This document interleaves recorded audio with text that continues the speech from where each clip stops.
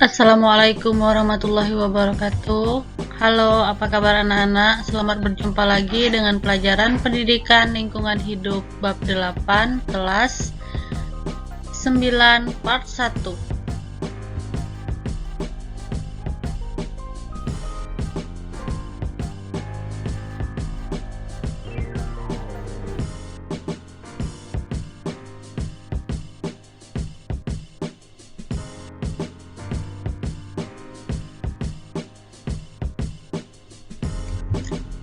Bab 8, mengidentifikasi tentang pencemaran udara. Tujuan pembelajaran, peserta didik mampu mengidentifikasi tentang pencemaran udara. Mengidentifikasi tentang pencemaran udara. Untuk lebih mudah, perhatikan skema di bawah ini. Mengidentifikasi tentang pencemaran udara meliputi 1. Komponen udara, 2. Pencemaran udara, 3. Sumber pencemaran udara, 4. Bentuk-bentuk pencemaran udara, 5. Dampak pencemaran udara, 6. Cara menanggulangi pencemaran udara. Mengidentifikasi tentang pencemaran udara. Baik, kita masuk yang bagian pertama dulu, yaitu komponen udara.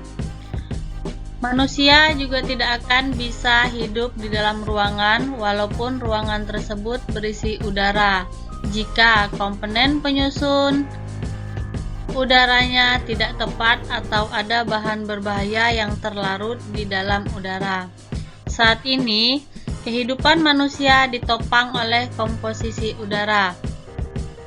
4 gas utama dalam udara kering meliputi, nah kita bisa lihat pada tabel tersebut ada 4 penyusun komponen udara. Salah satunya adalah nitrogen, yang kedua oksigen, argon, dan karbon dioksida. Nah, kita bisa lihat juga pada volumenya dan masanya. Beberapa manfaat macam-macam kandungan gas penyusun udara, yaitu 1. Oksigen atau O2 adalah unsur kimia dalam sistem tabel periodik yang mempunyai lambang O dan nomor atom 8. Merupakan unsur yang mudah bereaksi dengan hampir semua unsur lainnya. Oksigen merupakan unsur paling melimpah ketiga di alam semesta berdasarkan massa. Oksigen atau O2 adalah udara yang diperlukan makhluk hidup untuk bernapas. Selain itu, oksigen atau O2 juga digunakan dalam produksi baja dan untuk pengelasan. Nah, ini adalah contoh gambar dari molekul oksigen.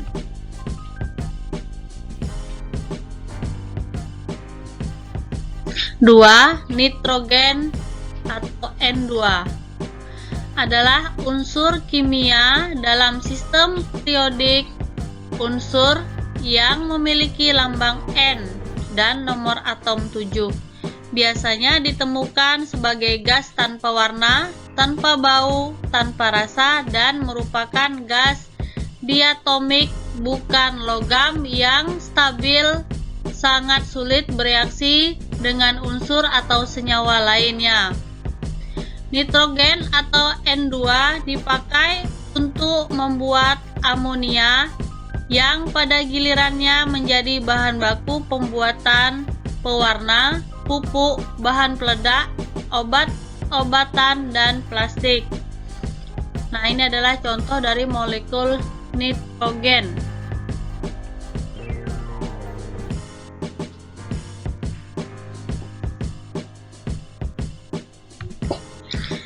3. Karbon dioksida atau CO2 adalah senyawa kimia yang terdiri dari zat atom oksigen yang terikat secara kovalen dengan sebuah atom karbon. Berdasarkan volume, rata-rata konsentrasi karbon dioksida di atmosfer bumi 387 ppm. Jumlah ini dapat bervariasi tergantung dari lokasi dan waktu. Karbon dioksida dihasilkan oleh semua hewan, tumbuh-tumbuhan, fungi, dan mikroorganisme pada proses respirasi dan digunakan oleh tumbuhan pada proses fotosintesis.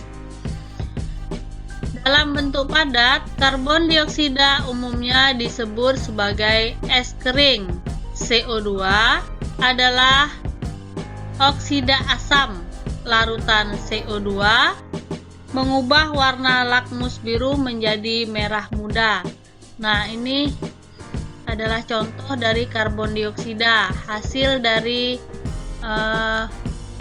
pembakaran di pabrik, di area pabrik. Jadi asap ini adalah karbon dioksidanya. 4. Argon atau AR. Argon adalah unsur kimia dalam tabel periodik yang memiliki simbol AR dan nomor atom 18. Gas mulia ketiga di periode 8, argon membentuk 1% dari atmosfer bumi. Nah, ini adalah contoh dari molekul argon. Dan ini adalah contoh dari jari-jari atom argon.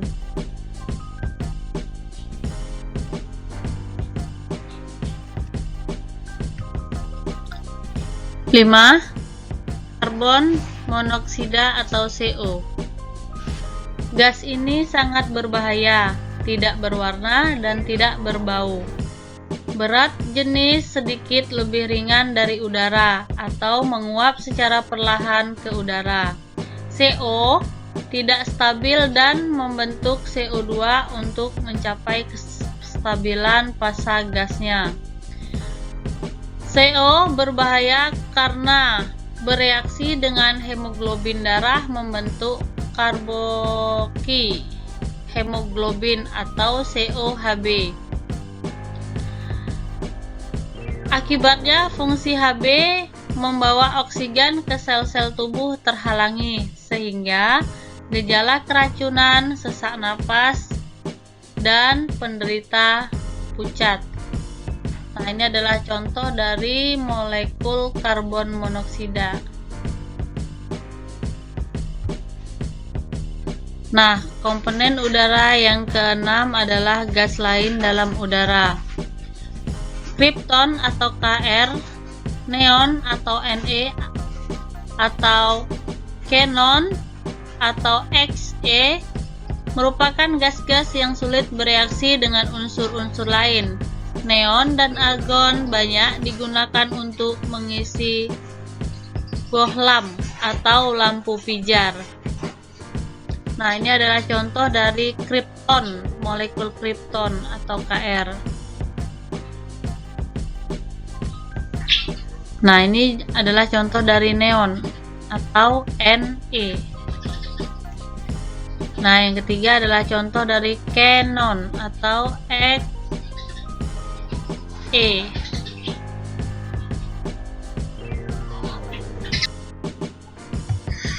Gas helium atau He dan hidrogen atau H2 merupakan gas yang sangat ringan. Oleh karena itu, dalam atmosfer letaknya di lapisan bagian atas. Nah, ini adalah gambar dari molekul hidrogen dan helium.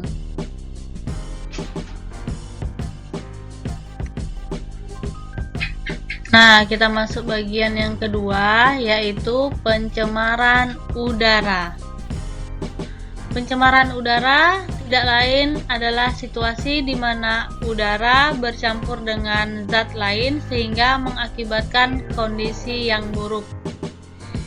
Bahkan disebabkan oleh pencemaran udara sendiri.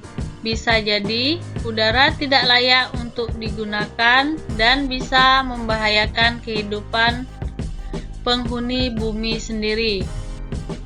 Hal ini terjadi karena tidak dapat dipungkiri lagi jika udara adalah salah satu komponen penting yang sangat inti untuk bisa menunjang kehidupan makhluk hidup. Tanpa udara, entah bagaimana jadinya kehidupan di bumi. Dan saat ini pencemaran udara sendiri juga sudah sangat merajalela. Kekurangan udara bersih merupakan masalah yang sangat banyak kita hadapi. Ya, sumber pencemaran udara. Penyebab dari pencemaran udara sendiri sangatlah beragam. Dalam hal ini, bisa jadi ini terjadi karena faktor alam atau karena perbuatan manusia. Namun, jika membicarakan masalah mayoritas, tentu saja karena ulah manusia sendiri. Nah, ini adalah gambar dari pencemaran udara karena perbuatan manusia. Secara garis besar, ada dua sumber pencemaran udara yang bisa terjadi. Yang pertama adalah sumber alamiah dan yang kedua adalah sumber buatan manusia.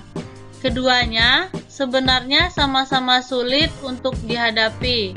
Sedangkan untuk keterangan lebih lanjutnya adalah sebagai berikut. A. Sumber alamiah.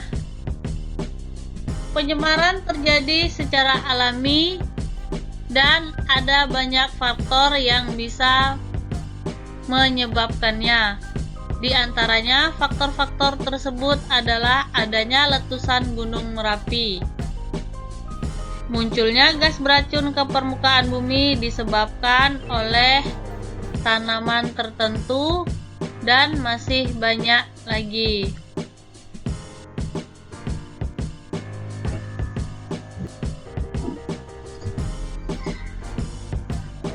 B.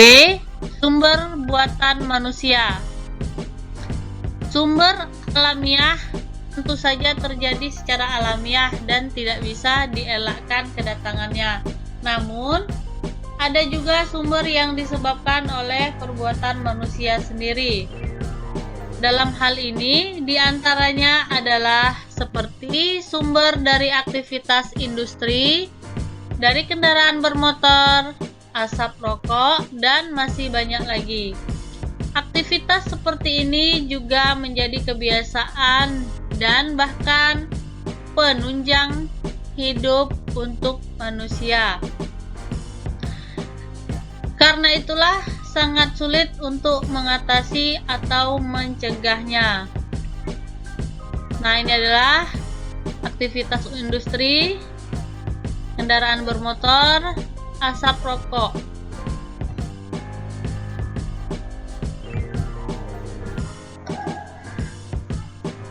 Nah, cukup sampai di sini dulu pembahasannya. Untuk selanjutnya kita bahas di part berikutnya. Mohon maaf bila ada kesalahan, semoga bermanfaat. Terima kasih, sampai jumpa kembali. Assalamualaikum warahmatullahi wabarakatuh.